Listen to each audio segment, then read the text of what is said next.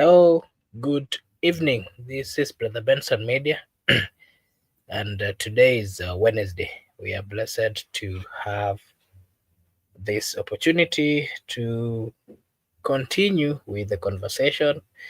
A conversation, of course, that is geared towards the betterment of our country, where we'll be having a discussion, of course, on matters of politics and especially on how the politics of the Republic of Kenya are shaped and we are simply giving our views.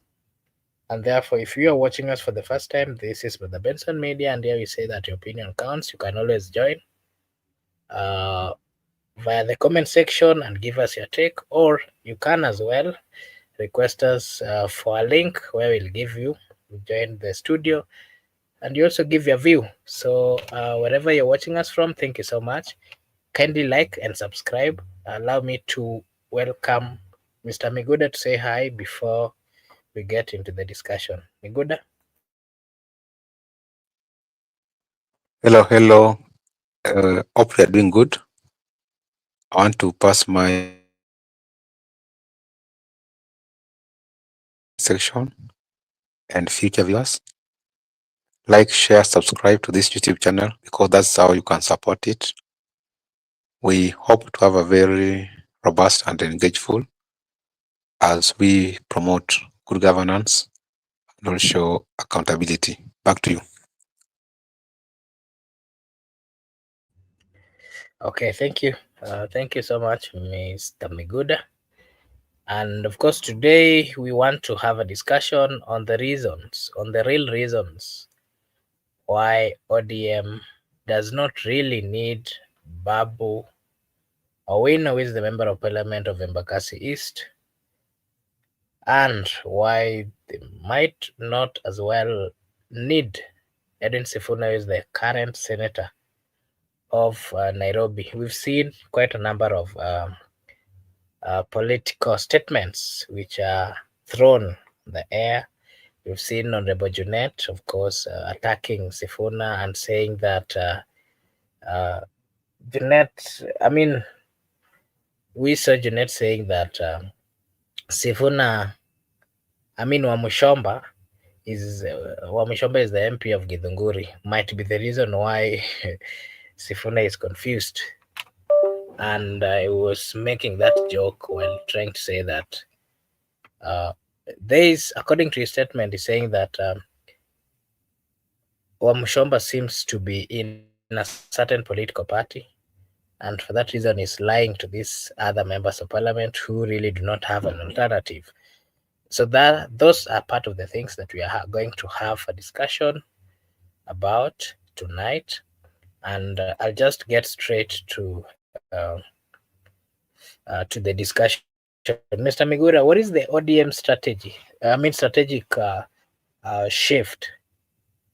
Is ODM repositioning itself ahead of 2027, or is it leaning towards collaborating with the Kenya Kwanza administration, that is the UDA, or is it sticking to opposition roots? And something else that you can give us your take on is Raila's role, Raila Odinga's influence, and how ODM's direction reflects his views or his legacies or defies his legacies, in the sense that, remember, Raila Amolo Odinga has been a political enigma in the Republic of Kenya. And the question I'm asking in that, I mean, the particular question I'm asking is, what is your take on the role that he has played in the Kenyan politics and where he currently stands? Is he going to leave a legacy? Because we understand that there is a probability. We are not representative or spokesperson of ODM, but from what we've heard from majority of members of ODM, there is a possibility that he might not run. What is the legacy that Raila Amolo Odinga wants to leave, Mr. Megoda? And what is the position of ODM? Megoda? or what I can say, the position of ODM to me, going forward in the future, they are likely to collaborate with the current regime in a structured working arrangement. Now there's no essence of them failing a candidate because already the current president is going to defend his seat. Therefore, in their own wisdom, they have decided they will decide that time to work. Remember, currently there are some people who are in that working arrangement. They see us. They might also giving people like Junet pressure to ensure that they retain their position going forward, and that might make them to declare war on SG and Babu because they are liability to the party position of working with William Ruto, because they are been insisting to oppose Ruto, and the party has decided to work with Ruto. So if this is a party position to work with Ruto, why do you have a different view? People can argue that because it is a democratic party which has been there for a time, if they could be chased immediately that time they started rebelling, people could have accused Raila that he is saying to be democratic, but anybody who is having contrary or discrepancy with the position of him, that person is being kicked out. It's like is the law, is the alpha and omega. And if you tend to have a divergent opinion, or if you want to have liberty in that party, then you are being kicked out. Having realized that, Raila being a senior politician for a long time, he decided to give them space. He decided to let them air their views, oppose, play, and see what's keenly. But now he wanted them to get out by themselves, but they have also refused to get out of themselves. Now it's like people like Junet will be used to kick them out, so that they said the party position was to work with the UDA, but you people refused. Now you can find somewhere else because we can't have two positions. I think it's just a matter of there's a controversy between the two people you have mentioned and the party. And that controversy will end up in a messy because it's like Babu and Sifuna were also operating secretly. They were unmasked and they were doing it in a secret manner, but it's like they have been identified. The ODM wanted to create enmity between Sifuna and Babu, but they have succumbed that one. They have succeeded. The people tend to blend with them. If they could have succeeded to create enmity between the people and the Babu and Sifuna, then the people could have hated them and there could be enmity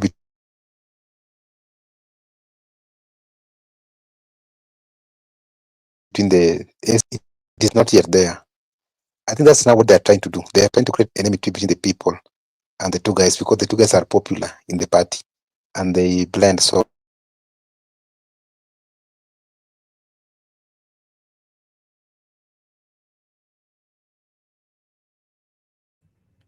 Megura, I don't know what the problem is. You keep dropping. I don't know if whether you are having a good internet or not. Can to you hear me, Miguda? Kindly check on kindly will check on treat your them fairly. internet. That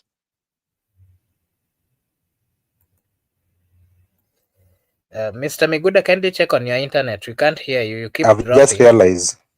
Am Allow, I now clear? yeah, allow me to read this comment I here. dropped. Philip I Manasseh here is saying, dropped. I'm back now. uh, politics will not end.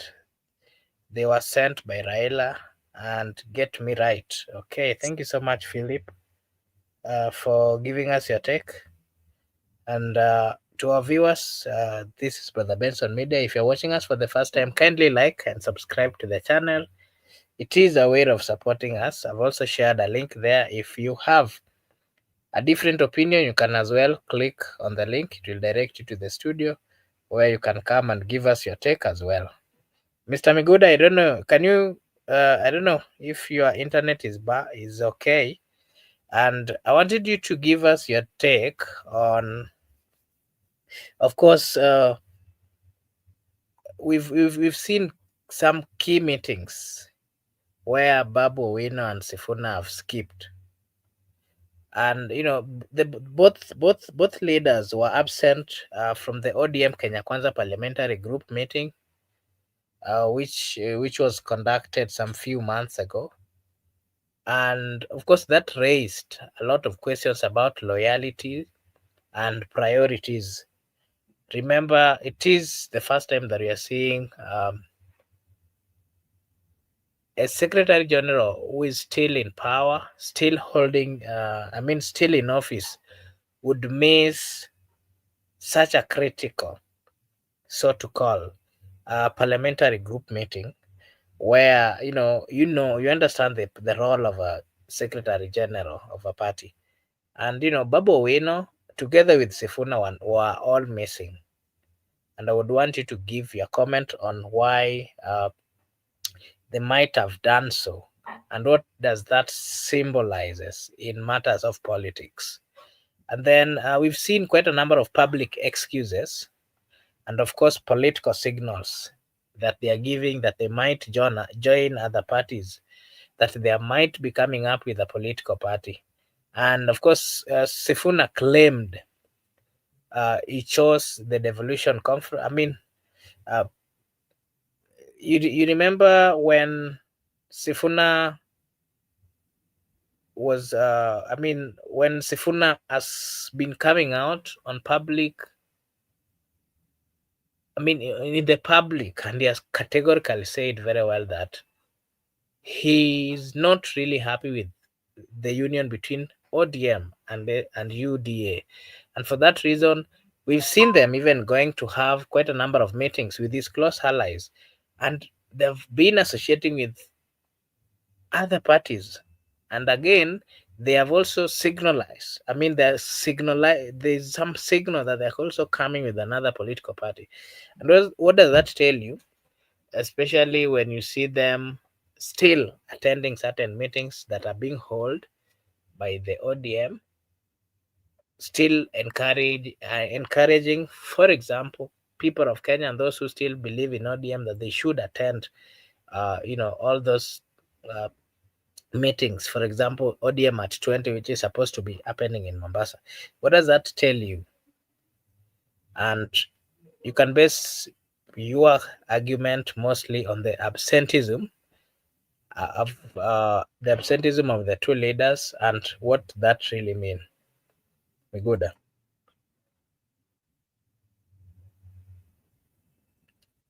Miguda.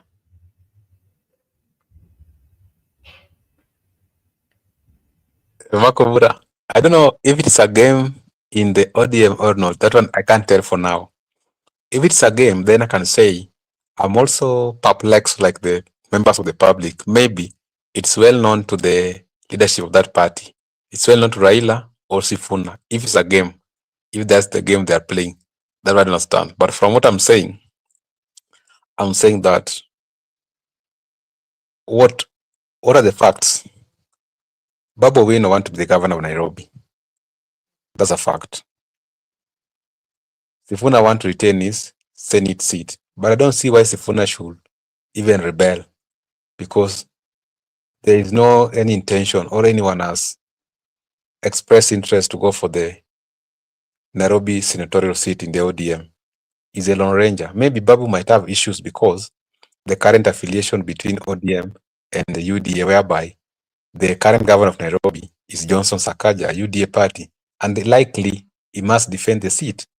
That's why Babu can have issues with the ODM, because if the party supporting Ruto under the Sakaja governor, but in the ODM want to be the governor. And also remember there were two. Tim Wanyonyi has left to Bungoma. So he can have issues. But I don't understand why Sifuna should have issues with the party or with Raila. That one I don't understand. Maybe I can say Sifuna and Raila can be a game whereby they know what they are doing. But what about this young man? Maybe this young man might see maybe he want to be governor, but there's no that party input to support him. That is what I can explain. But people also think differently, and also people have different advisors. What I'm seeing is not what you are seeing. What I'm seeing is not what Babu is seeing. Maybe to them, they must be governors. They want to be governor, even if they must fail. But me, I could have different opinion. I can postpone even my victory. I don't need to be a governor. I can decide to go back to Embakasi East and see if they can.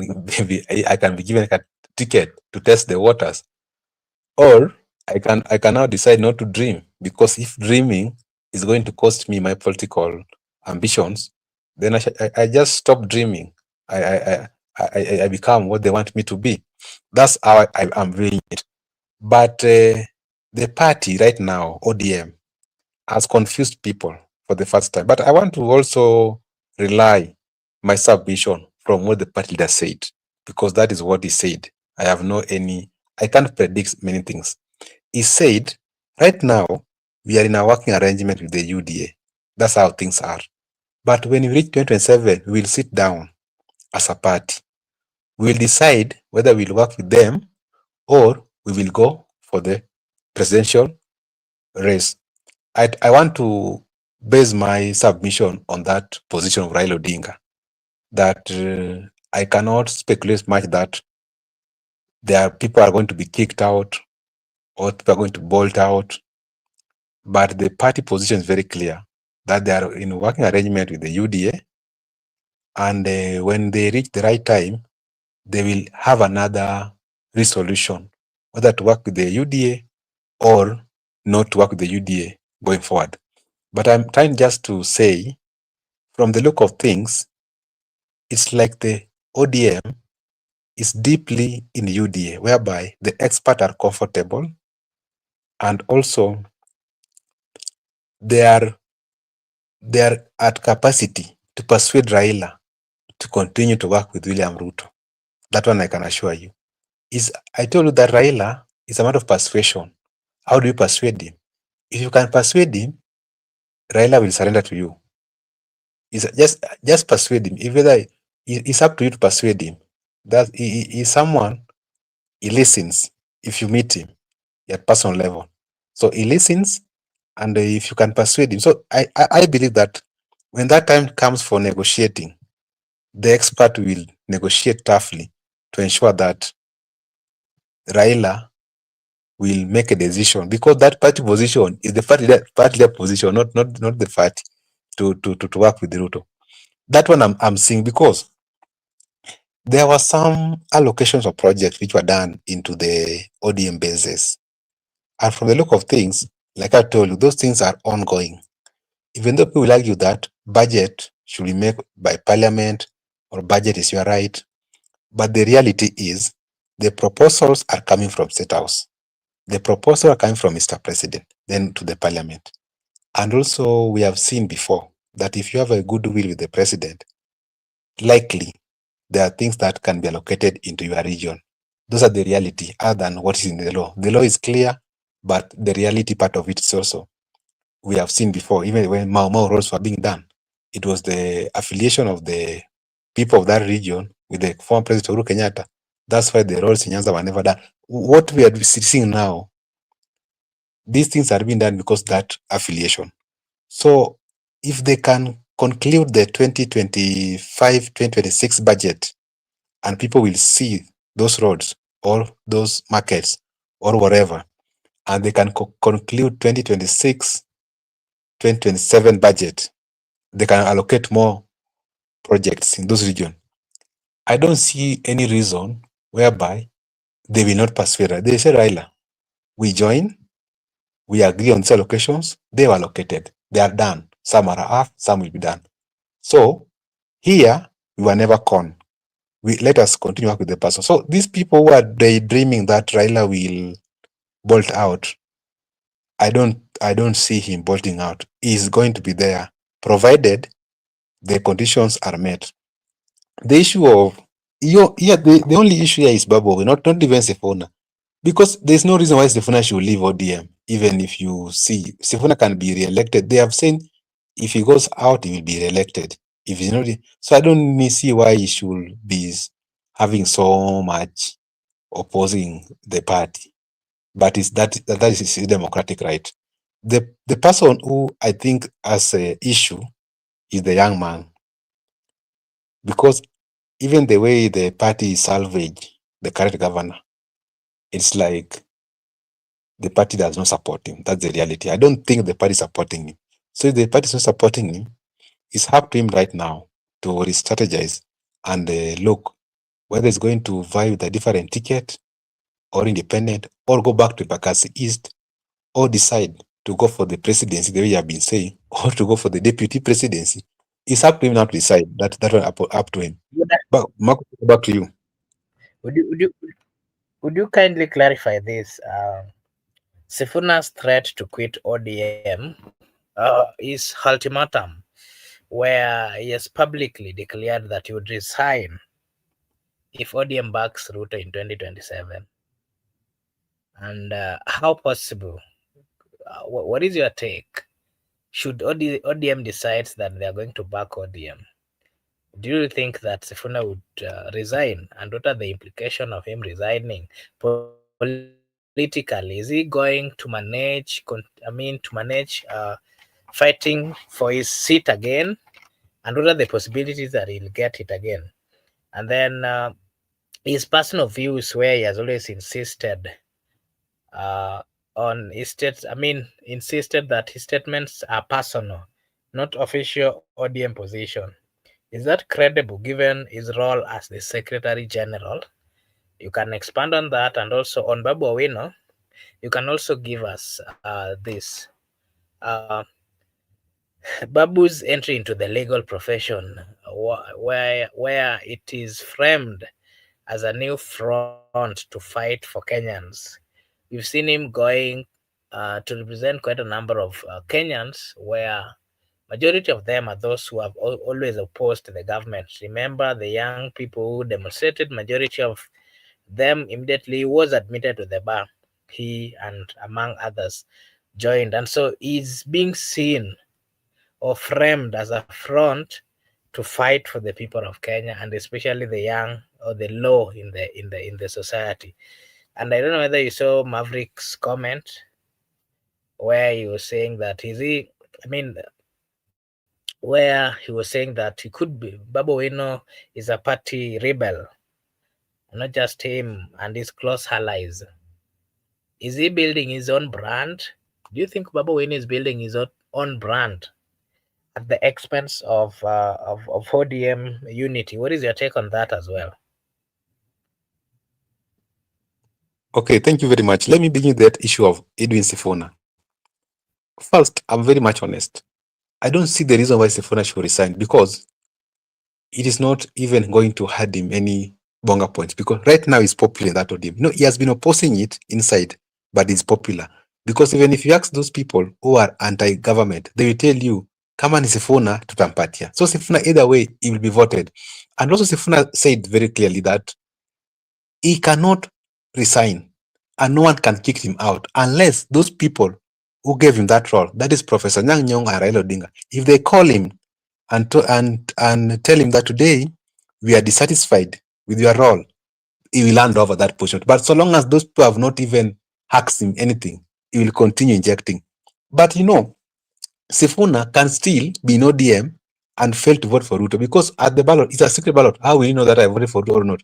I can be in ODM, but I can vote for any other person, because he said even if Raila support William Ruto, he will not vote for Ruto. He never said that if Raila support William Ruto, he will get out of ODM. No, he never said that one. So I can say he can still remain in ODM as the SG. He can still oppose. He has his views. He can oppose within. They can work with Ruto, but at the ballot, it is secret. You you will not magnify what I'm doing with my papers. It is me and the pen. So even if I shout 2 times, but I fail to turn out, or I abstain, or I fail to, how will you know? So I think, to me, I can just say either way, Sifuna is good to go. But there was no reason, absolutely no reason, for him to resign, because if the party could have kicked him out, that could be understood. But the party have accommodated him. The party has accommodated his views and his opinions. Therefore, let him just oppose within and go to the ballot the way he promised earlier. Babu Win, I can just say, he's a young man, and whatever he's doing is at least recommendable, because as a young person, standing against all forces is never easy. And the people fighting you are elder people. Those people have been veterans in politics. And you are just the person who came the other day from the comrades politics. It's never easy. So to me, I can just say, I cannot stop him to dream, or I cannot stop him to have vision. I can just encourage him as a young man, my fellow young man, that if you want to dream, let him dream. If you want to make his own brand, let him do so. But there are consequences, because if you are too ambitious, sometimes you can fall down. But if you are not even ambitious, you can still fall down. But the constant thing is ambitious. So either way, you must be ambitious. So do not be over ambitious, or also do not be less ambitious, but just be ambitious. And the issue, we have said that he was admitted to the bar as advocate of the High Court of Kenya. I think he qualified. That's why he was admitted. And also, he was doing a very good presentation. You saw the way he was handling those cases, the way he was cross-examining the ODPP.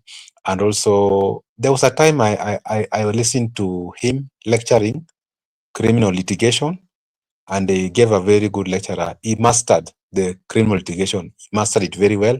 And also, when he was giving lectures on the civil litigation, he has mastered it very well. So I can just say that's a plus to him, because he understands the social, economical, cultural challenges that are affecting people in connection with the political and civil problem that affect the people. So such a person is good, because he understands the legal system of the state, he understands the legal methods, and also he understands the lawmaking process, implementation, he understands also the judiciary how to operate. So such a brain, to me, is good for governance. And if he was providing the Gen Zs, or the people who were arrested, pro bono services, because he was never hired, he was never paid, he was doing it free. To me, people might look at it, maybe he is looking for relevancy or political mileage. But if that is the only thing that can make you to be popular, so be it. If your brain or your influence can make you have 2 votes, use it. And the pro bono service he was providing, because the people were arrested. Some were charged with terrorists, some were charged with other things. But look at them. They cannot afford advocates. Look at their capacity. They are unable to afford advocates to represent them. But here is a person who has come out to represent them freely. Because even Babu Wino, to me, I understand, is very much expensive. And if you want to hire him, you cannot, those people cannot afford him. So he has decided to offer that services to the community, to the society. That's a plus. So other than issues to do with the ambitions, gubernatorial, but that act of service to the humanity, that one must be recognized. So I think other than building his own brand, which he's supposed to do so, he's also trying, he's just trying, like, look at him, look at his age, look at what he has done at this age.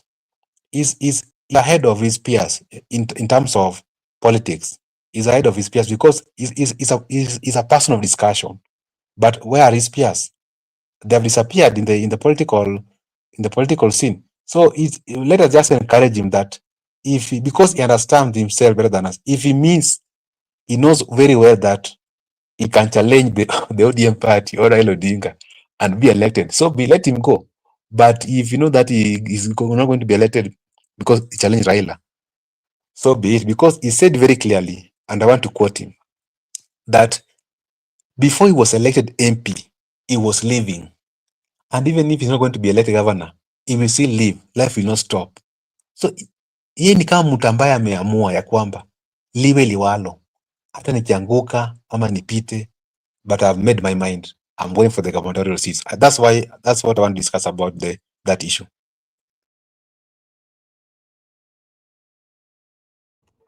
Okay, thank you so much. Allow me to say a big thank you to Frederick Obey at the comment sec. I mean, at Facebook, Philip Menasse, who is also watching us from Facebook. Thank you so much for finding time to join us and for giving us your comments. And of course, for liking our channel. We really appreciate. If you're new, this is Brother Benson Media, and here we say that your opinion counts. If maybe you want to give us your opinion, you can just write at the comment section, or either way, I've shared a link. You can just click the link. It will direct you to the studio so that you come and also give us your take. Because over here, we say that your opinion counts. Mr. Miguda, what does ODM currently need? Do they need grassroots loyalty? Does ODM need leaders who are more grounded in the party's traditional base? What is your take? And then we are seeing alternative voices. We have seen quite a number of rising stars. We have seen that is the likes of Babu, the likes of Sifuna. We've also seen loyalists like Jared Okello. We've seen loyalists like Gladys Wanga. We've seen loyalists like uh, the member of parliament of Homa Bay Town. Homa Bay Town.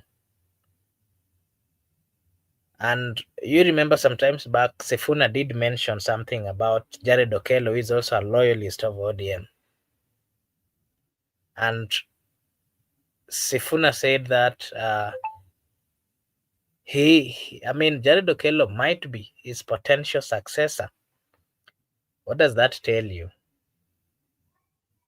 about ODM? And of course, the rising stars or loyalists like Jared Okello, and with the consistency of people coming with different views. And then something else you can give your take on is whether ODM has what we call the public perception of the party. What is the public perception currently of ODM? Remember, ODM has been a party for, they are celebrating their 20th birthday. What is the perception outside there of ODM? So you can give us a take on that as well. ODM in their strong ODM in their strong base, I can tell you they are trying, even though there is dissatisfaction by a group of people that there haven't been any free, fair primaries or nomination. But there are people who still believe in ODM. And like until there are still those they call diehards. They know no party but ODM party. That one, if you go back to the villages, into their strongholds, cities, you'll find there are a section of people who just know ODM. That one I can, not that ODM has gone to zero. No, it is there. It is there, and that's why you have seen these people are scrambling for the party tickets. If it was not popular in those regions I've mentioned, people could have even have their own parties. But look at these constituencies. People are right now campaigning for those party tickets. And the ODM is still popular to certain extent. That's why you find people like Mombasa governor, Kisii governor, they have stick firmly to party leader because they understand that big ticket alone will give them second term. The issue of Jed Okello and Sifuna, I think that's just friendly fire. in a family, you can be siblings rivalry. Not that every day we must agree with my brother. There are times whereby daddy or mommy can have a like to either one of the siblings, but doesn't mean that all of you are not the children of that person. All of you, they belong to Raila Odinga. So I think it's a friendly fire and it is permitted. And also, when it is permitted to have friendly fire, so to me, it's not that it's an enmity. You can have rivalry. It's like you are in a house. You can disagree with me, Makobura. It's fine. It's disagree with me, but even me, I can say, but doesn't mean that now we are not brothers. You still remain my brother. Doesn't mean that one day when you have a problem in your household, I cannot come to assist you. You can as well come to assist me. So I think Jared Okelo just raised an issue that he can take that position of Edwin Sifuna. So Sifuna was saying, okay, if you think that you got those English which you studied at in America, I will hand over to you. But with me, Sifuna, until that time, Raila will call me a Nyongo. That's when I'll read this post, but I'll not read for you. I can just say there's not that much rivalry. It's just like even if you're in a classroom, maybe you can punch someone, maybe you can abuse each other, insult, assault. But at the end of the day, you still remain classmates.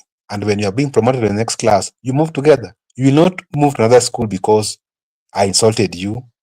In life, you are an adult. You understand these things. In life, sometimes you can be rivals, you can be buddies, so on and so forth. So I think that's how it's happening also in the ODM party, because ODM party is not heaven. It's here on earth, and this party belong to human beings. So those wrangles are there, siblings rivalry here and there. Maybe I think they are just at siblings level. But ODM should do one thing, Makobura. ODM should try to earn trust in the primaries. And so they should try so hard to look for the young people, the next generation. They should register the Gen Z. They should register the millennial. And they should move across the country. They should advertise the party afresh. What used to happen before, I think when we were in high school, the ODM reloaded, the slogan ODM reloaded, when people like Ruto were leaving, Balala was leaving, Mudavadi was leaving, they came with the slogan ODM reloaded. That people are moving. Then they rebranded it. Then by the time also other people left, they came with another slogan, ODM fresh. They rebranded it. I think right now it's high time to rebrand the party, to adapt the current generation. They should have a slogan that's adaptability to this Gen Z and these millennials, and they should incorporate their views and also sacrifice some position to the young people. That one, the advice I can give them if they want the posterity of that party.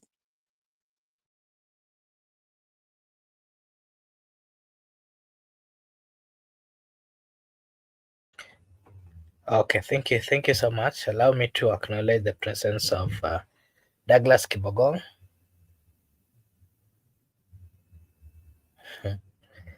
Okay, Douglas, pole ndugu yangu Douglas. Allow me to also acknowledge the presence of Gypsy Corner at the comment section. Hi, Gypsy Corner. I hope you're also doing good. Thank you so much for finding time to join us.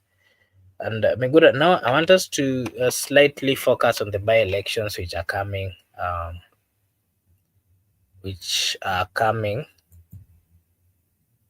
And I would want us to I'll want us to get deep on what is happening in Baere, because it's a place of interest. And so before we start, I think the coming by elections, which are all set for, I think they're all set for November. I think, yeah, it's November 27th of 2025. Of course, it's covering 23 seats. For the of 23 seats, the total, of course, including 6 MPs, one senator, and 16 MCAs. And the odd zones, I think the focus on battleground like Mbeere North, where political heavyweights are clashing, and this race is seen as a preview of the 2027 Mount Kenya showdown. Something else that we'll give our views on is the ODM primaries uh, happening on September. It's happening between September 24th and September 27th. But again, some candidates are already awarded direct tickets. This, of course, is fueling a lot of internal party dramas. And again, we remember the cabinet secretary in charge of Interior, CS Murkomen. He also warned politicians against hiring goons to disrupt campaigns. Miguda, you'll give your views on all this. And again, the IBC is also coming up with a rule and saying that no night campaigns, no fundraising, and strict nomination deadlines. And the question is whether these rules will be enforced or ignored. This is not the first time that we are seeing IBC coming up with rules. But the question we are asking is, are these going to be enforced or ignored? Miguda, you can give you a preview on the date and the scope, just like I've mentioned. The elections are set for 27th November, of course, covering 23 seats. You can give us your view on that, whether it is good, the perfect timing or not, whether they've been given enough time to do their campaigns. And of course, you can give us your views on the ODM primaries, which are happening on 24th to 27th. But in that case, remember there are some candidates already with direct ticket. That again has caused a lot of discomfort. And the issue of goons and violence, where Interior is warning. And of course, the IBC rule. What is your take on that?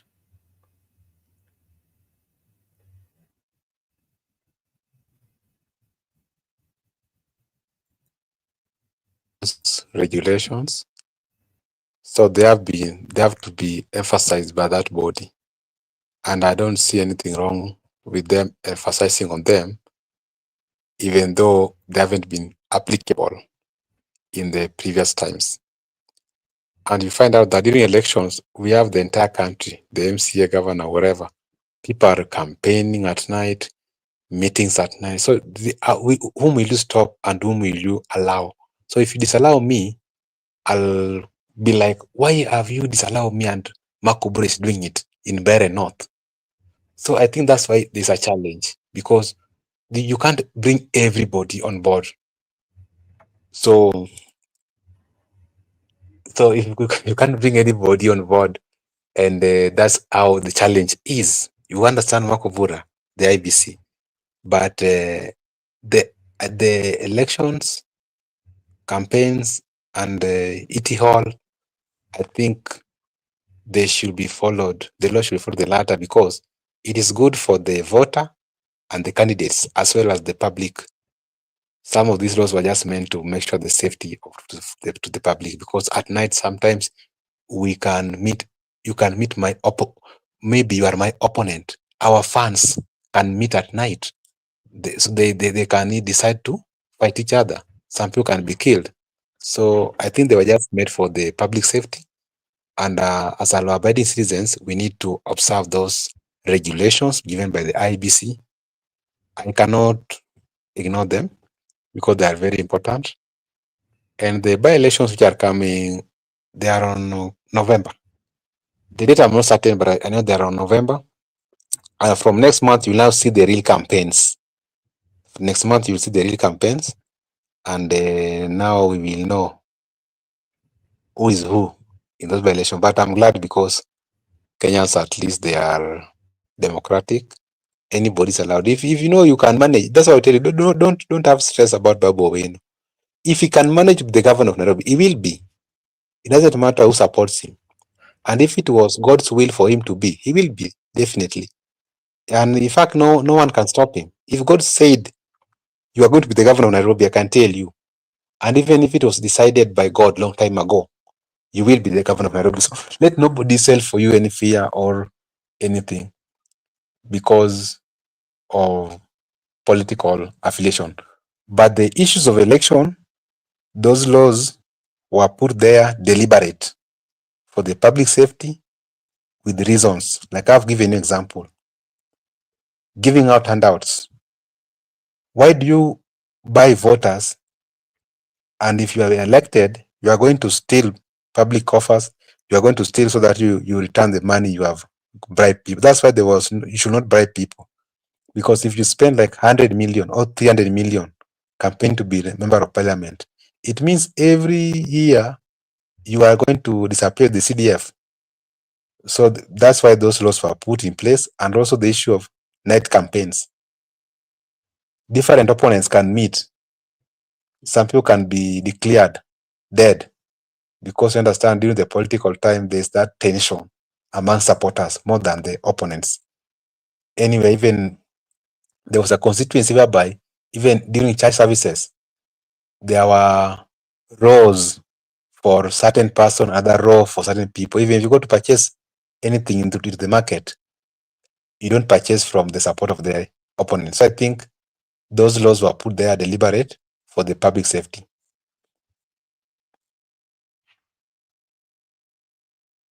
Okay, thank you so much, Mr. Miguda. Allow me to welcome Brother Ben. And Brother Ben, you can say hi to our viewers before I, I engage you. All right, thank you so much, Mr. Makobura, and I want to say hi to everyone, Gibson Connor, and everyone who is watching. And both you and Miguda, hope you are having a good time. Yes, tuko salama. I don't know whether to ask you the previous discussion. I mean, the previous topics that we've talked about, or I give you, I give you one specifically for the Mbeere North constituency, where it is seen as I can equate it to it isn't just a by-election. It's like a mini referendum on who controls Mount Kenya politics heading into 2027. I don't know whether I engage you in that, or Or maybe we we can talk about. maybe we can do it because like it is a program that is coming tomorrow. So maybe we can maybe go and look our notes and see on how we will be discussing it tomorrow, because like I'm looking at it this way, maybe just a little bit preview. First of all, as you say that it is a context, but that one also could be. But also, I'm looking at it this way: we have four candidates, especially for Kindiki, Muturi, for Mbere, and also for Gashagwa. And for Gashagwa, I would take this route maybe to look at it, because like Rigathi Gashagwa decided not to fill in a candidate for DCP, or withdrawn the candidate from DCP, especially for the Mbere North. And that one is a sign of giving Muturi like a pass. So that the Muturi then has to prove himself, you know. And if a DP wins, then that one will be good. But if DP doesn't win, though, that one will be a part of the campaign strategies that Rigathi Gachagua might be using, and say that, okay, I offered an opportunity for the DP candidate, but they did not win. So I don't think that now, if we are to negotiate coming in general election, let the DCP candidate go for that. So that is what I might look at that. Also, Mbere North is falling under Embu, where Cecil Barire is the governor. And, when you look at what has happened, especially the first meeting that was done, remember when Uhuru Kenyatta was there, and the coronation, I think it was a coronation or something of a bishop who came there. That was the first time that President William Ruto was heckled immediately after impeaching Rigathi Gachagua. So it is upon now the Mbere, especially the Cecil Mbarire, the governor, as a UDA chair lady and as the boss of the county, he has to make sure that she delivers that. So when you look at inside Mbere, especially North by election, is a do die for all of them. Muturi too, they have a problem with the president. They disagreed with the president. He has been a very big critic of the president, and which means that what he has to do, he has to make sure that he deliver that, and that will be like a way of revenging after even president. Remember, president talked about incompetency of Muturi.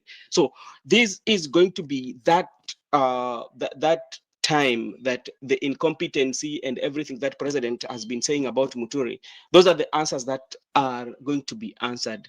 And when you come to Kindiki too, this is an area, Mount Kenya East, where Kindiki is coming from. And as the politics is right now, the numbers usually play a crucial role. Yeah. So when he delivers, that one will give a nursing hope to him, with the view that maybe next time he will still maintain the deputy president. But if he doesn't deliver, then there will be a question mark on himself and say that, okay, is it really, if this is his hometown, where he feel like this is from the son of the soil and he has not delivered, can he be really given an opportunity to be the deputy president? Because as much as we might say that the election that is coming, we are talking about the unity of the country. But at some point towards the election, the politics will go back to the tribal politics and the numerical power from where you're coming from. So that is something that when you look at the inside Mbere, those are some of the things that tomorrow maybe we might talk about, but it is a do or die for those four particular leaders that I've mentioned.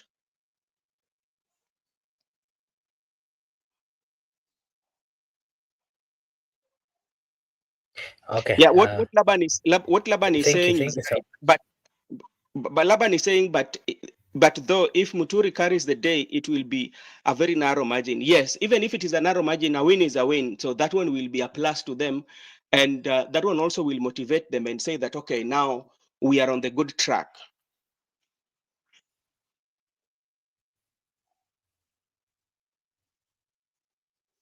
Okay. Thank you so much. And the topic we were having a discussion today is partly on why ODM really does not need Babu Owino and Edwin Sifuna. Mhm. And Meguda has given his take. Maybe I'll also want to hear your take, because we want to understand the strategy, that the ODM strategic shift. And Mhm. of course, remember Raila has been the brand of ODM. Mhm. Remember, there are positive things that is done within ODM. Whatever successes ODM has done, they are always seen as Raila's, like, personal or whatever. That has Mhm. that has been the view. And of course, there's quite a number of people who are saying that Raila needs to leave a good legacy. And part of the legacy is they're saying that already he did good, already he did his part. But of late, when he joined the government, there are people who are saying that he has tainted his legacy. And, those people who had that mind that he had performed well, now he needed to have maybe relaxed, or he needed to have not supported a government that the people really did not had issues with. And that would bring me to this question: what is the ODM's strategic move on? Of course, they have two ways: either leaning towards collaboration with Kenya Kwanza or sticking to opposition route. Where going the opposition route so far, it's very minimal based on the stance of the leaders who are within the ODM. And then something Mhm. else is, what really is the view of the people out here? Remember, ODM is a national party, and the people of Kenya are the ones who have made ODM become ODM. What is the current view of the people of Kenya on what they think about ODM as a party. Brother Ben, from the interaction you've had with people, from the interaction you've had with Kenyans, what is the view outside here? Is it really the ODM that was associated to Raila Amolo Odinga and the consistent tough stance that they used to take, or they have tainted their image? What is your take? Thank you so much. Thank you so much, Mr. Makobura, for that question. To start with, even in the topic, why ODM do not need Sifuna and Babu Owino. I tend to disagree, kind of, especially. They might not need Sifuna, bearing in mind maybe Sifuna has a very less following, or Sifuna might be insignificant, especially within the support base of ODM. But you have to look at the history, what has made people to be where they are. When you look at the history of the Right Honorable Prime Minister and the ODM, especially when it comes to the history of handshake, you know, uh, the Right Honorable Prime Minister has had handshake with almost every administration. That is including Moi, we have Kibaki, we have Uhuru too, and now we have President William Ruto.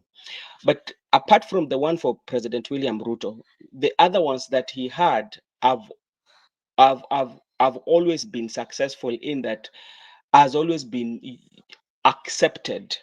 People have always accepted that.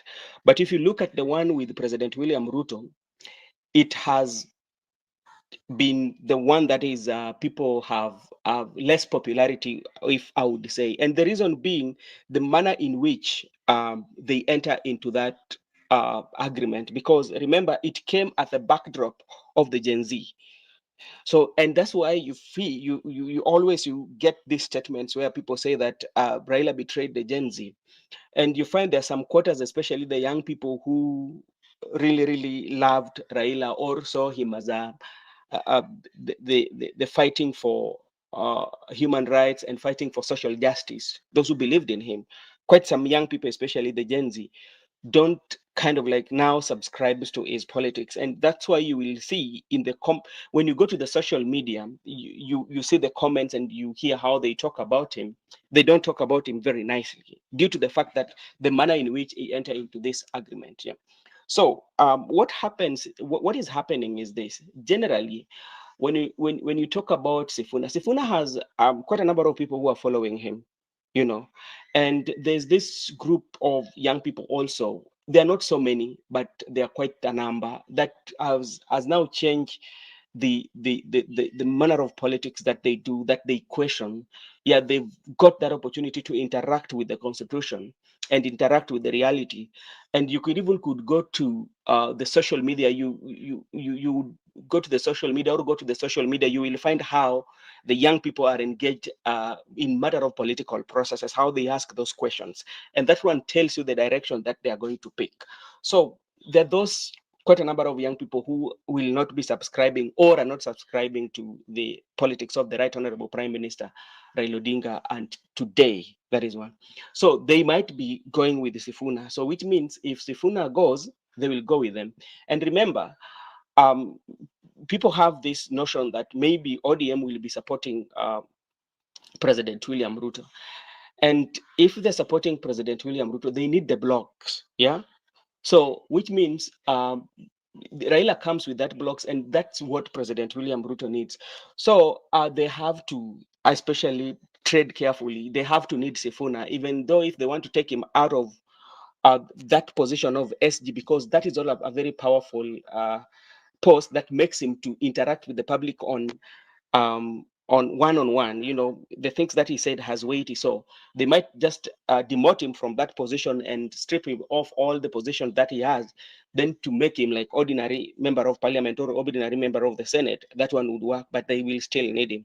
Come to Babu Owino. Babu Owino too has created his own, is creating his own political path, and is creating his own organic base, especially the young people identify with him, you know so if you want to do away with him, you have to find a way of doing away with him that is not going to be detrimental, or that is not going to damage your political party, even to give you a bad name, because we are looking into the future.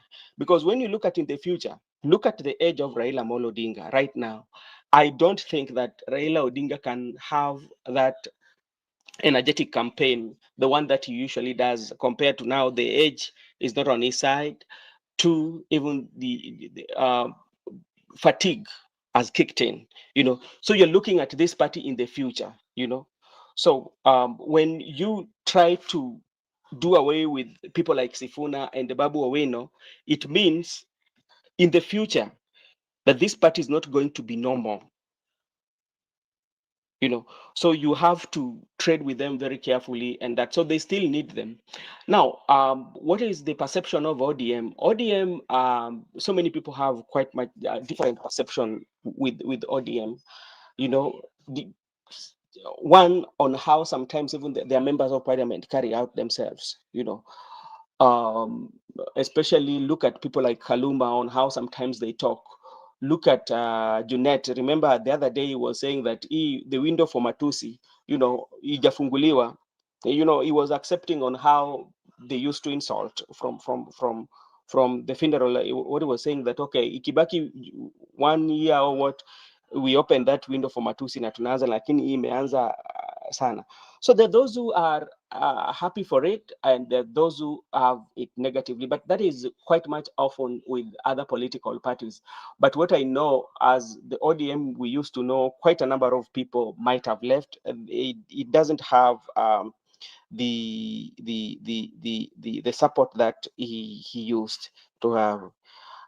Brother Benson, Sifuna block is in Bungoma. No, you know that is I disagree with you, Laban Misiani, because when you want to look at it like that, because we know Sifuna is coming from Western Kenya, but is vying in Nairobi, so when you do like that, so which means we are looking at the tribal, so he appeals. Sifuna appeals to so many people within Nairobi. And I don't think he can do better in Bungoma. But if ODM also find a way of clipping Sifuna wings, it means the revolt will be in Western Kenya, And we are experiencing right now, when you look at what is happening in Kakamega between Oparanya and Baraza, and we have the Tindi Mwale. So, there's a pull and pull in ODM right now. So they also have to treat that one carefully. Thank you, Mr. Makobura. Okay, thank you so much. Maybe you can also give us your take on the two. They've been, I mean, the two politicians, that is Babu and Sifuna. Remember, we've seen them skipping key meetings where both of them were absent from the ODM Kenya Kwanza parliamentary group meetings, raising questions about loyalty and priorities. And remember the role. I'm quite sure you understand the role of a secretary general of a party. Missing such a critical meeting really means a lot. You'd give us your take on that, on why they skipped that. They've been skipping key meetings. The other day we saw Sifuna coming out and saying that uh, as they are going to celebrate ODM at 20, they're inviting people to go and actually celebrate together with them. And you can also give us your take on the public excuses versus the political signals that they are showing. Sifuna has claimed, uh, I mean, where we've seen them making quite a number of public excuses and trying to give a plan of what they're thinking, a plan of the political parties that maybe they want to join. Some of them have the other day, you remember when they were in Western in Saboti, they were saying that they're coming with their own political party. What is your take on that as well? When you look at the third force that they're talking about, I think for me, these people are all holding in brief, especially for their masters. I don't think like the third force can come up with a political party, because these are people who have divergence view from both their political masters, and they come together and say that they are having a third force. One, you have to look at political nature of Kenya, in terms of transactional, like these are some of the things that we do not want to say the truth. Kenyan's politics is all about transactional, despite the fact that people like Sifuna would come and paint for us a picture of a Kenya that is coming. But how are they going to accompany that with their without a transaction, which usually happens, because this one and go hand in hand with the voters. Our voters usually like that transactional politics, and you will hear people are asking, what have they done, or what are you going to give us? So that is something that they will have to consider. But another thing also that I'm suspecting, like the Kenya Moja is holding in brief. Remember, when there was a meeting in it was it Vihiga or Kakamega? I think it was in Vihiga. By then, Anyang' Nyong'o was the interim party leader. Yeah, and that meeting was skipped by Wanga. Remember when Nyong'o really supported what Sifuna was saying. And if you look at the history, the people who made Sifuna to come to the party actually was it is said that Anyang' Nyong'o played a bigger role to bring in Sifuna, especially to the party, based to the fact that he used to read. Sifuna was writing in the columns. I don't know, it was in the Daily Nation or Standard, but Sifuna used to have some writing. So Anyang' Nyong'o went through those, and that's how he came to bring Sifuna. And even if you look at the manner in which Sifuna was installed, the SG of the party, remember he came out in the media and said that I'm going to take that. So you mean that I think like there was behind the scenes on how to make to make the public need that, okay, Sifuna is the best person, to take this. And another thing, it was balancing it was balancing Babu na Mwamba, bearing in mind that Babu na Mwamba was coming from Western, and it was not going to be said that this post was for the Western people. Now let it go to the Western people. So that is that. So at the end of the day, Makobura, you will agree with me that Sifuna, Babu, especially Sifuna and Babu Owino, I think the party or the Right Honorable Prime Minister knows what they are doing, and they really support that, because like we know the history of ODM, especially if you go against. Laban has just mentioned Agostino Neto. Agostino Neto disagreed with them on the ideology. Yeah. But this was somebody, a young guy who was bright in the parliament, and he would contribute very nicely. He had a very different ideology. And that's why you see our good friend Laban is saying that he's in the dustbin. Why is it in the dustbin? He's in the dustbin because what he stood for. Yeah. And just imagine, this was just a mere party member, not even an official, but had a divergence view, But what happened? He left the party. So with Sifuna big holding such big position and influential, and can continue to hammer the government and to hammer everything with for now almost 6 months, and nothing is happening, it makes me believe that there's something behind the scene that is happening that we do not know and can be explained. And maybe before Miguda comes in, and even the day that there was a NEC meeting, there was the in-house, especially those who believe that Edwin Sifuna actually should be expelled, in that meeting, and even when he was reading the resolutions. But what happened? Baba had to come in. That was the rumors that we are getting, that Baba had to come in so that Sifuna could stay. And also, you have to look at again how the political right now is very fragile. The political is very fragile, because like look at the president that they are supporting.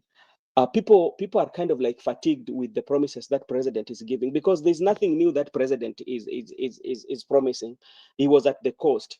the same political narrative that he used, ambia hao wangwana watusumbue na nini. Na remember, when he disagreed with Uhuru Kenyatta, he was campaigning then. He was in the active politics. But what now he disagreed with Rigathi Gachagua. What Rigathi Gachagua is doing, he keep on saying that wao wanatusumbua. I think it is still fragile. I don't think like they can kind of like decide to depart from Sifuna yet. They might be, but not right now.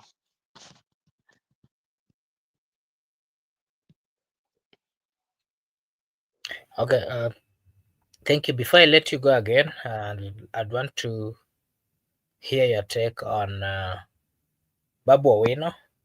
Remember, he was just admitted to the bar the other day, and today he's being seen or framed as a new front to fight for Kenyans. We've seen him not once but several times coming out to represent Kenyans, and especially on a pro bono. Kenyans who are low in the society, Kenyans who are not really financially stable, Kenyans who have been coming out to fight for their rights, fight for others. Remember those people who are caught or arrested during the demonstration. He's been representing them. And again, I don't know whether you've seen the Mavericks post where she was saying that is Babu. I mean, the question that is coming out there is he building his own brand at the expense of ODM's unity? You can give us your take on that, and then uh, what does ODM currently need? Is it grassroots loyalty? Does ODM need leaders who are more grounded in the party's traditional base, or does it need people with alternative voices? Does ODM need loyalists like the likes of Jared Okello, the member of parliament of Homa Bay Town, Gladys Wanga? Uh, you know, because the other day you even remember Sifuna did mention that the Jared Okello might be his political success. I mean, success as the Secretary General of ODM. What is your take on that as well? Something that I see in Babu Owino. Babu Owino, first of all, by acting pro bono, Babu Owino is coming from a background of people who he represent. He comes from a background of people in French, we call them the petit bourgeois of the society. These are the poor people who are fighting for place in the society. So he grew up in a struggling community whereby to afford such was not so much easy, especially. So is coming to that, doing that as a reflection of what he stands for, and that's what he's building. Yeah, is building a brand whereby he stands for the less fortunate, that he will always fight for his people. So that is what the politics that Babu is bringing, and is coming up with a different political style that has never been seen in ODM, especially with his colleagues or his peers in ODM. Because look at members of ODM, especially even the ones that are coming from Luo Nyanza. How do they carry out their politics? How are they doing their politics? Who has ever gone out of his way to do what Babu has been doing? So I think Babu is creating a path that nobody else have ever created, especially those who have been in ODM, and is creating this brand. And I think is trying to build in foundation, even if he leaves ODM. He's looking for his landing spot. He has something to talk about when he leaves ODM, or when he starts to chart his own political path, and they say that this is what I stand for, and the people who will be sharing this ideal, this is the place for you. So that is what Babu is building, and I think at some point it will pay off, because remember, sometimes I usually talk about nature. You know, nature will give you everything you want. Yeah, the nature will give you everything you want, but if only you search carefully. So I think Babu Owino is in this nature and is fighting for what he believes is right, and the nature is going to give it for him. And I want to give you a typical example. And I was today thinking about Jalango, especially Felix Oduor. I've seen interviews that Jalango did some years back, and he said that I'm going to be the MP for Langata, you know. Yeah.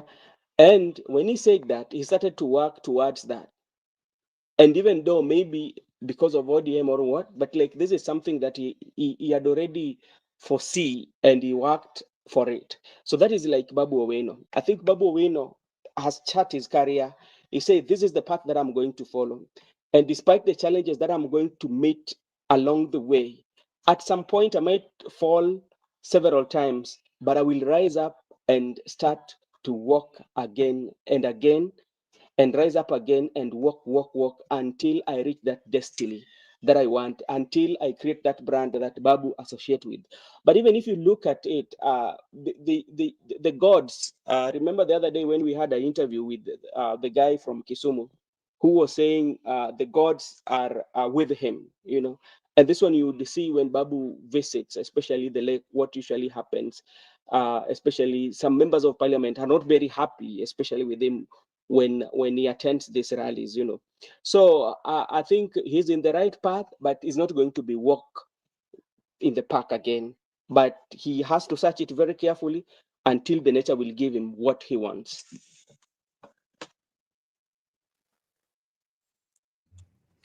Okay, thank you, thank you. Allow me to dive in on that point.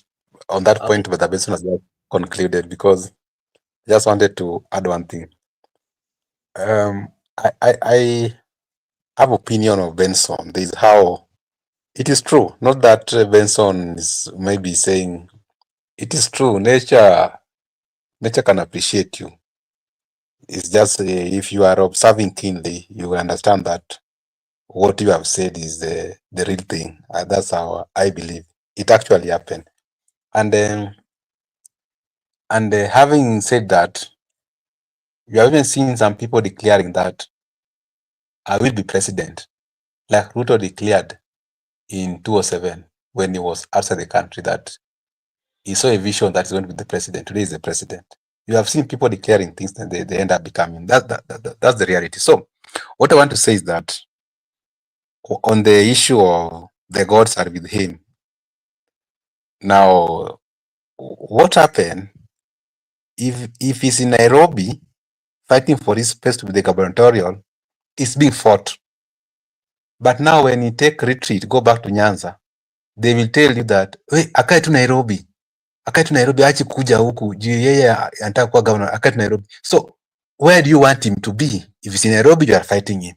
If you go back to home to take relief, you are fighting him. So that's why I'm telling you, if you look at it very keenly, that's why I was very clear that even them, they know, those people you are seeing. He said that it doesn't need to be, it is not a must for him to be governor. But what he have said, if you, he will not again in his life fall for that trap. So, but doesn't need to be. So I just want to say, there are people whom you can say, you can cite many names, Babu na Mwamba, those people, but they are different. These are there are some people who are different. They are not ordinary human beings. They are extraordinary. They will give you what you want. That one I can assure you. Look at what happened when Ruto left Raila. They say, okay, ametoka tu na some 2 MPs from Rift Valley. I can tell you Raila saw dust in 2017, in 2013 in Rift Valley. Ruto swept the entire region. So what I want to say is that the young man has expressed interest that he want to be the governor or the president in the future. But the real thing is, he's going to meet a lot of forces fighting him. And the good thing is that he's ready, he's out. The jury is out. And the people are also watching. But if they are not afraid of him, why can't they allow him to do his politics? Because when he's in Nyanza, they're saying, no, stick to Nairobi politics. Stick to Nairobi politics. Because in Nyanza, people embrace him. like one of us. This is our person. So that embracement, the leaders don't want. And when he's in Nairobi, they are fighting him again. So where do you want this person to be? And Babu is the only leader in Luo Nyanza under the leadership of Raila Odinga who has gone beyond Luo politics. He's the only person you have seen going to Mount Kenya. He was at Manyata with Mkunji. He has been seen in Ukambani. He's a person who has been seen going beyond the leadership structure in that ODM. So to me, and he's the only leader also, Makubura. I don't know, there's something wrong with you. Can you correct your studio? Like there is an echo in your studio. Okay.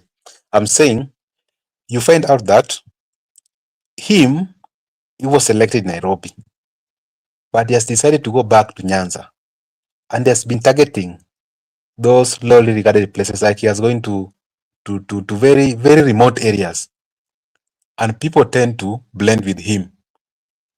But look at these leaders. No one, until Raila called for a rally in their region, that's when you see them appearing. No one goes beyond his constituency. But Babu has been going in Migori, he was in Siaya, he has been in Kisumu. So to me, he's having a different style of leadership. And also, people don't want us to talk about this one, but I'll say, in terms of even CDF, or in terms of development, he was ranked the best MP in Kenya thrice. And look at his peers, all the people who are loyals and sycophants. And even Babu can go deep into his own pocket and give you something. Unlike, not that I've said giving people something is that now you are relative, but Babu can appreciate you when you meet him. Unlike this leader. So Babu's style of politics is a quite different one. And if from the look of things, the young people who are the millennials and the Gen Z, these are the future. They tend to blend with him. Up now, we do not know what is there between him and Raila, but he has said very clearly that he respects Raila. Raila remained his political father. Raila remained his hero, and for him, anybody except Raila who is going to fight him, he will also fight back. So I think it's just one person. Why can't we just allow him to do his politics rather than everybody has converged to fight him? Why do you fight a young person? So if they're fighting Babu today, they will fight you, Makubura, tomorrow, if you want to emerge in that ODM party. So if Babu succeed, you succeed. So it's up to young people to support their own young people. Youth for youth. If a youth succeed, you are likely to succeed in future. But if you fail today, you are likely to fail tomorrow.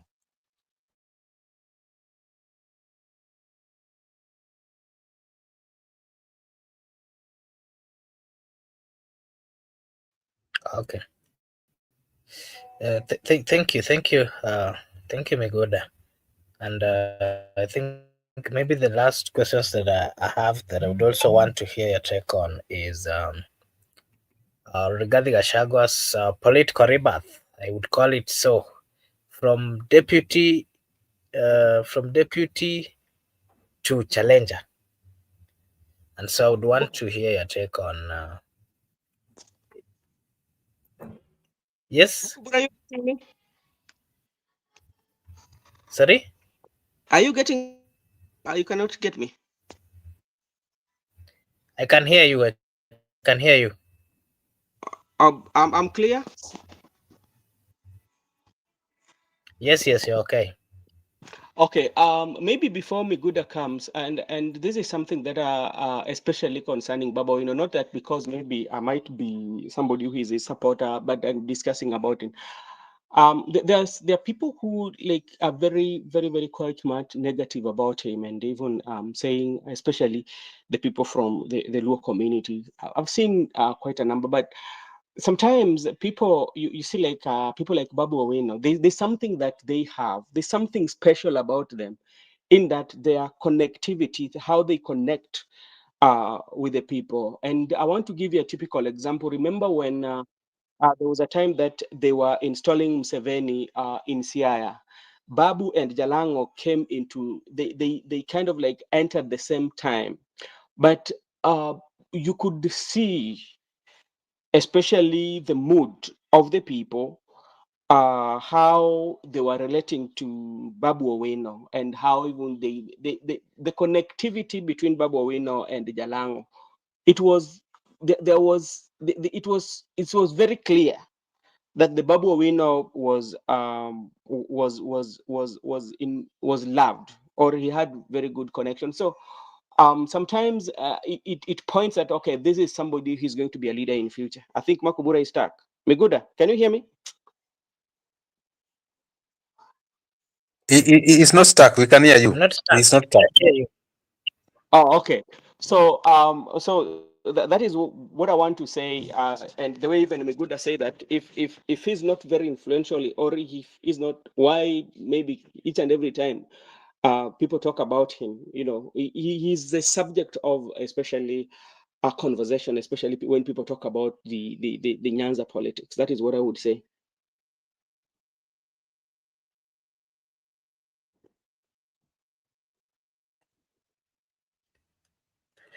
Okay, thank you. I was now getting to Rigathi Gachagwa's political rebirth, and just like I did say, from the deputy president, from impeached deputy president to a challenger, and of course that brings me to this: uh,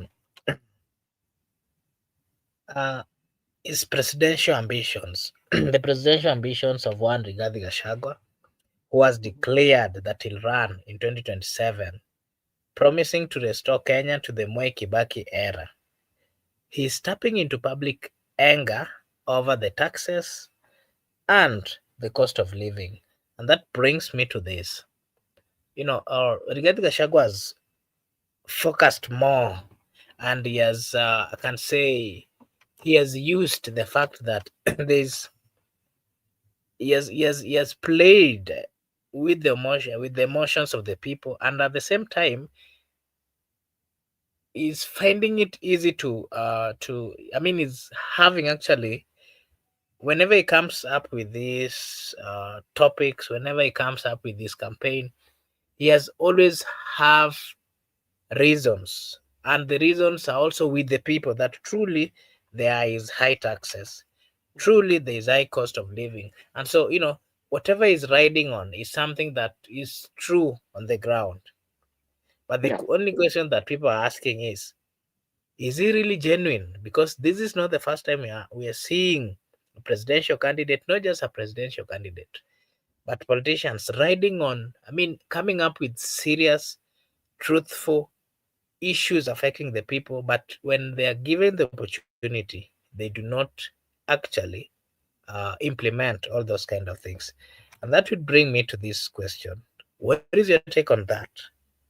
Brother Benson, you'll come first. And then something else that I would want you to give your take on is the strategy that Rigathi Gachagua is using is coming as a mount. I mean, with the strategy that is coming with in the Mount Kenya region, where he's positioning himself as the region's voice, challenging Ruto's influence, and rallying support from the disillusioned voters. Remember, there are quite a number of voters in the Mount Kenya region who are not happy with the president because of matters of him not delivering, or matters of him uh, impeaching someone who assisted him to get that particular position.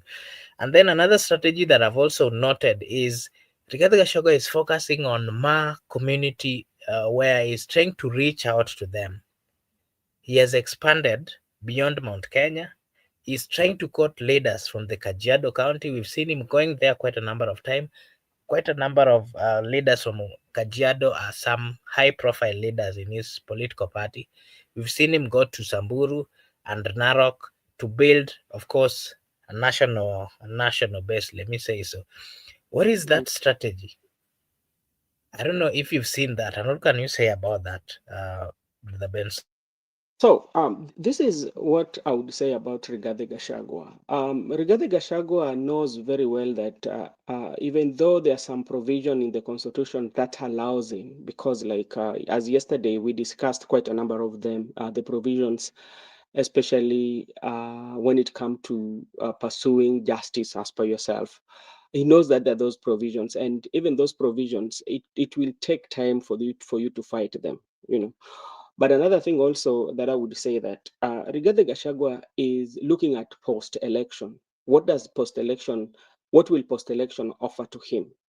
You know, so for you to look at post-election, uh, uh, post-election value or post-election benefit, one, first of all, you have to consolidate the area you're coming from. And he has learned from the big boys that what qualifies you to be very, very, very important or to be considered somebody to be brought on the table, it's you have to consolidate. And how do I consolidate?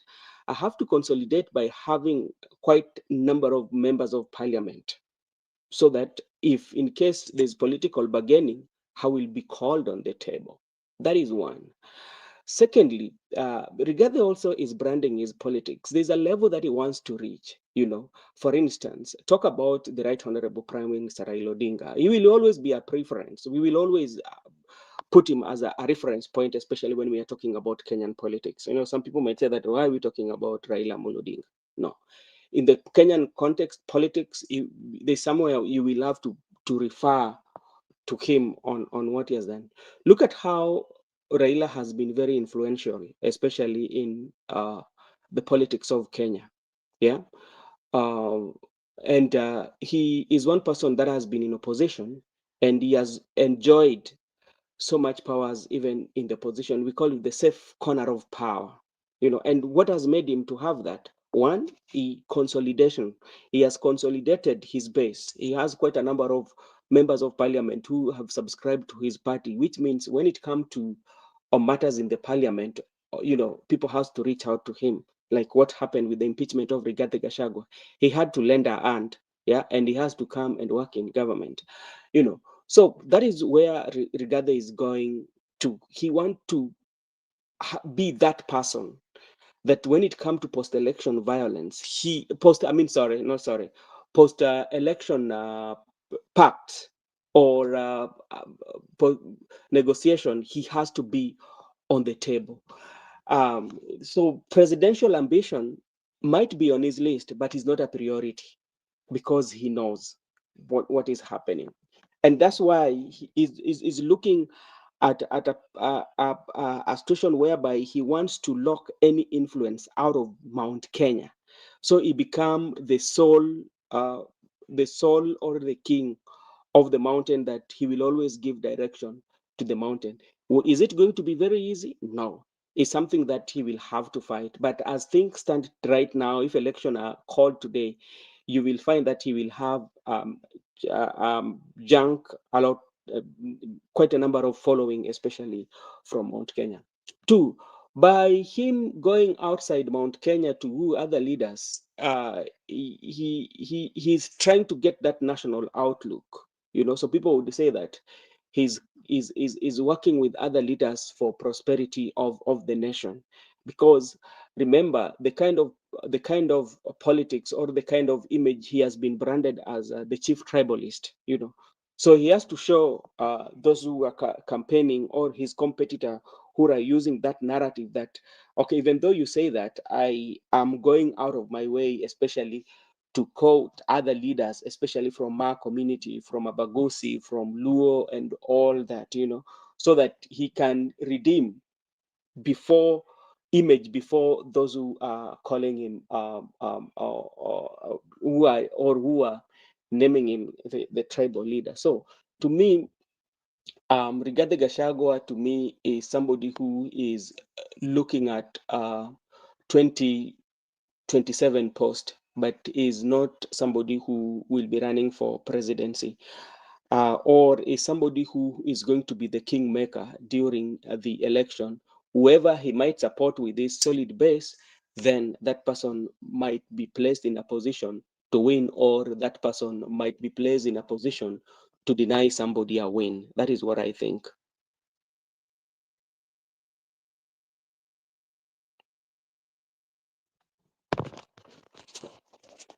Meguda, what is your take on Gashagwa on the same comments that Brother Benson has given? I mean, the same question that Brother Benson has given his take on.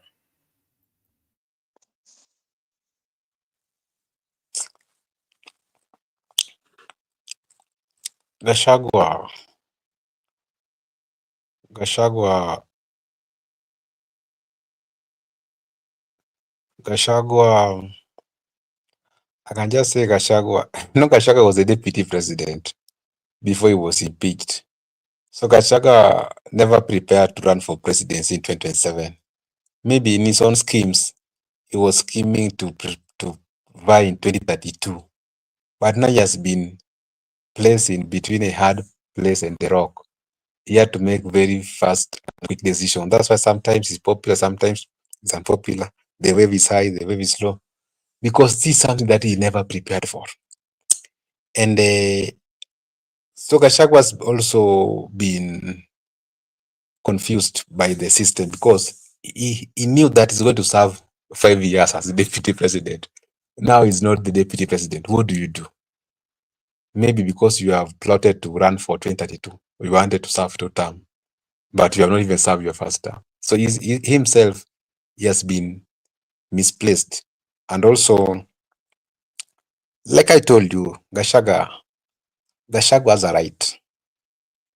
Even people are saying he has been impeached, but he has a right to go to court and make an application.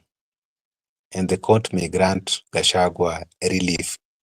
The court can as well declare that right, which he is seeking, that right to run for the presidency, the political right. Because he enjoys the political right, he can go to court so that court can make relief and grant and declare that right, that he has a right to run. So until then, we can't say he's not running. He actually can run based on how he will argue the case in court. And also Gachagua, people never imagine, when we went for election in 2022, we knew that he's the deputy president. And there was no likely event that he was going to run in 2027. We knew Raila was going to have a rematch with Ruto, or Kalonzo was going to be there. This is something that people knew. Even when he was being impeached, people said that if he's impeached, he will not run. So bring him into the picture of running. That's why we are having some of not surety when we analyze this of Gachagua. But now that's what we have. He's outside, he's running. What do you do? If he's running for the presidency, I can say, in politics, there's no permanent enemy or friend. If Gachagua can bring for me Mount Kenya votes, then I can just work with him. If he can persuade the Mount Kenya vote and give me to the way he gave Ruto, I can work with him. There are many positions you can decide. You can even assign him the role of the prime cabinet secretary, which is unconstitutional. And also you can decide, because he said that they were writing on how to have 50-50. If that is the case, because Mount Kenya votes are too many. And actually they usually come out to vote. They usually come out large numbers. So if in the event you want to ignore that large constituency, I don't think it's gonna be easy.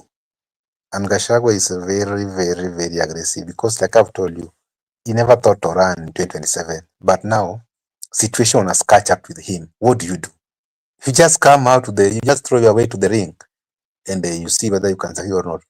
So I think if he can, because Gachagua is speaking the language that Mount Kenya parents, and I remember Gachagua is one of them.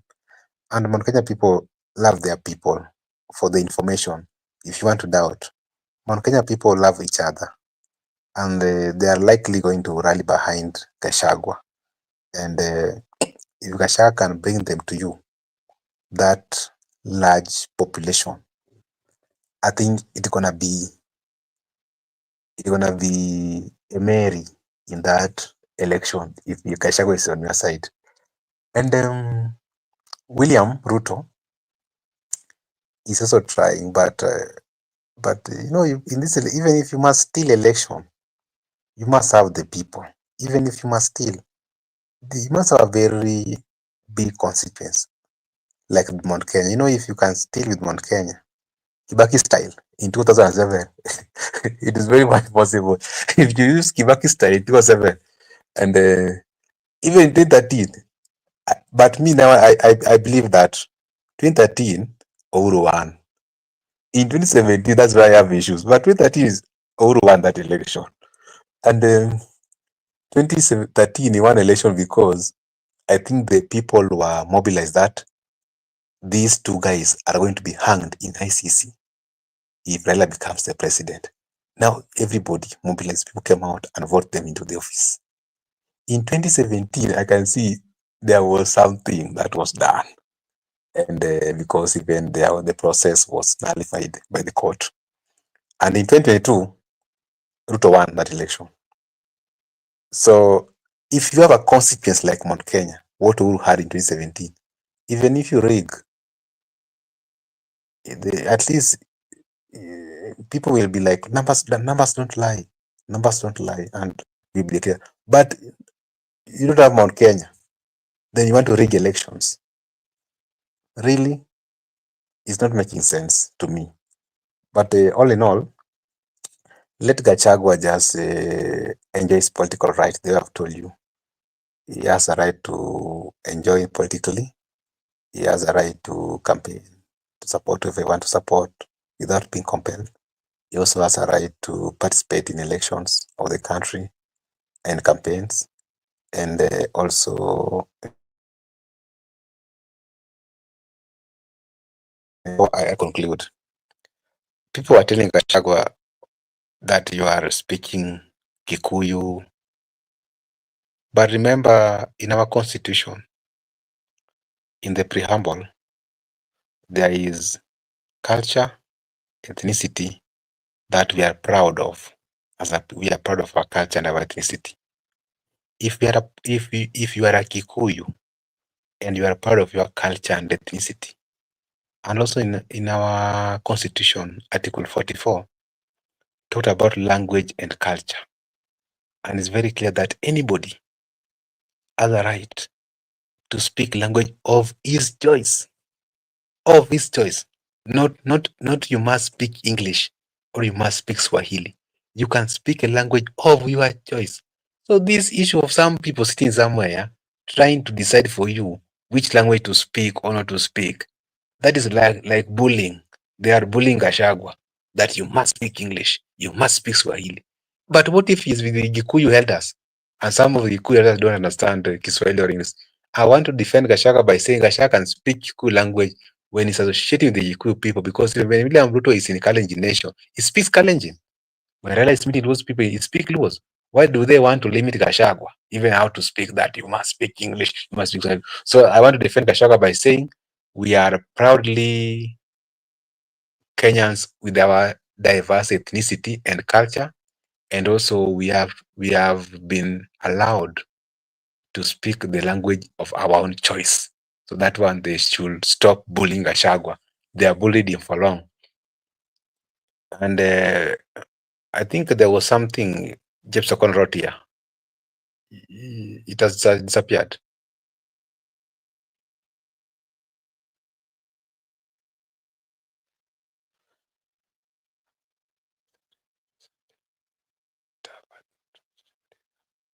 Yeah, that one. The other one before this one. I think there was, something like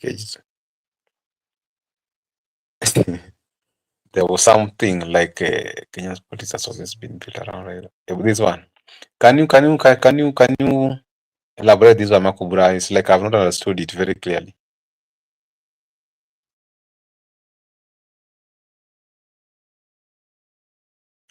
Which one? The one on the screen? The one Miguda Ageism, whatever Ageism, something to this one. Why don't you fight for unfortunate Kenyan public? This one I've not had. I've not get a good elaboration. So if you could have elaborated, maybe have you understood it?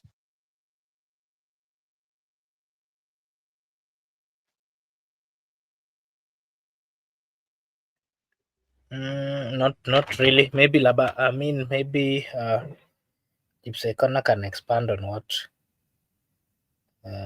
you meant.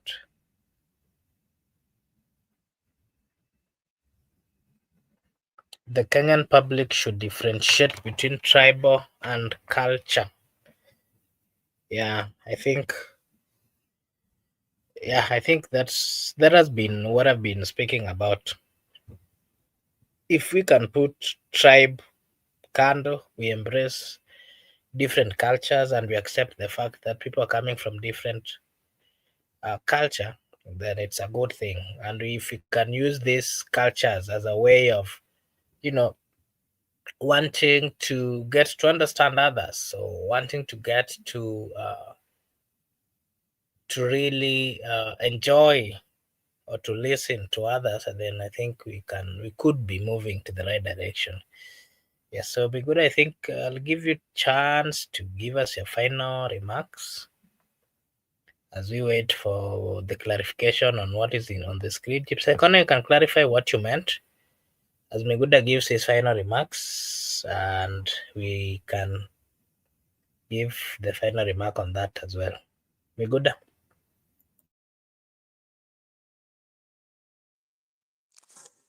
Okay, thank you. Yeah, I was just wanted to conclude by saying, even when Gashagwa, even if I'm defending Gashagwa to be allowed to speak, as he enjoys the cultural and ethnicity of the Gikuyu nation, as other Kenyans are also allowed to do so. Also, Mr. President William Ruto should be allowed to invest in Meru, because even him, the law allows him to acquire property anywhere in the part of the country. So as Gashagwa, we are defending him to speak the Kikuyu language. Let him not chase William Ruto out of Meru, whereby he said that he has built an hotel. Let him allow him also to acquire property anywhere in the part of the country. That's what the right to own a property. So the constitution is not selective, whereby it can only defend Gachagwa's right, but as well it defends Ruto's right. So it should be a two-way traffic, whereby allow Ruto to move in the country, allow him to have residence whenever he want, allow him to invest, do not block him. The very way Gachagua must not be subjected into any action in law that is speaking the Kikuyu language is within the framework of the Constitution, Article 44, language and culture, of your choice, without anybody choosing for you what to say. I want to appreciate our viewers who have come to the show. I was able to mirror Manasseh. I saw Manasseh, an advocate of the High Court of Kenya. He was following from the Facebook. We appreciate you, Manasseh, to come for the show. We appreciate you, Big, also for your input in the comment section. And thank you for following us, because you make us move. And also we feel good because every person is following us, being advocate of the High Court of Kenya, the senior counsel. And also I want to appreciate Laban Musiani, who has come to the show and has disappeared, going to watch football. Douglas Kibogong, I saw you. Jepse Kona, I'm a good friend. I was able to get you. And also, who else? I was able to find only those ones. I think, let me look at this one because I'm going. Good, you said that the young, like Babu Sifuna, that the young people should stick with them to fight the elite seniors. That is what I say. Okay, that's what I said. But I think even the elite seniors are fighting back. They are fighting us. Even with them, they have united fighters. So we should unite and fight them back. So not we are going to elites or seniors to fight our juniors. No, let us build a strong base. So we send elites out of the town, all of them, when the nyumbani. They can have those spaces for the young people. Makubura, bye bye. See you next time, everyone.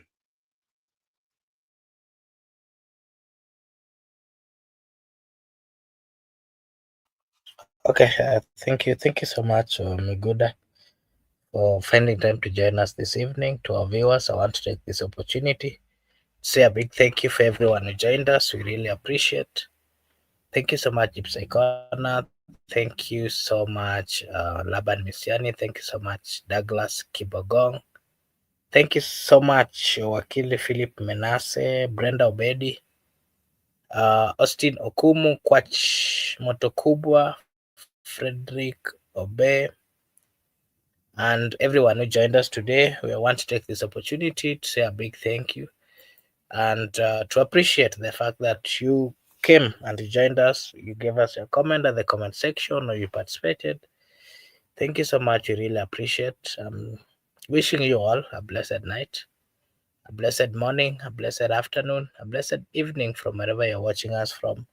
Thank you so much and may God bless you. See you again tomorrow. Bye bye for today.